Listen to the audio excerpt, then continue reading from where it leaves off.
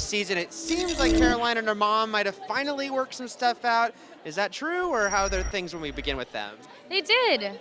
They did. They definitely worked. They definitely worked some stuff out, and I mean, we just started the season again. We're really only one episode in, so I don't know exactly, what could potentially happen. But let's just be honest. What really stays worked out and all tied together in a pretty bow in Mystic Falls. Right.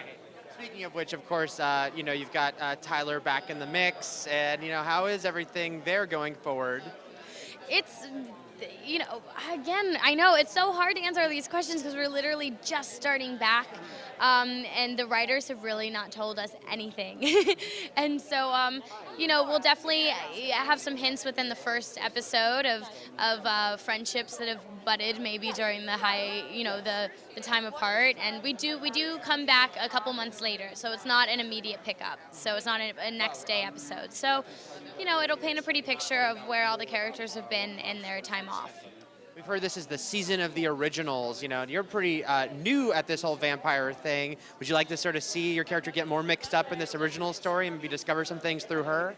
I do, and then that makes me really nervous because the originals seem pretty ruthless, and I think you can only get in so far with the originals before getting on the bad end of the originals. So, I'd love for Caroline to be involved enough to keep her breathing.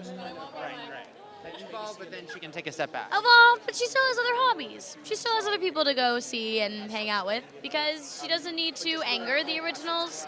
They can all just be friends, They can have like a book club together or, a knitting club or bake cookies for the homeless. Just some ideas. I look forward to that.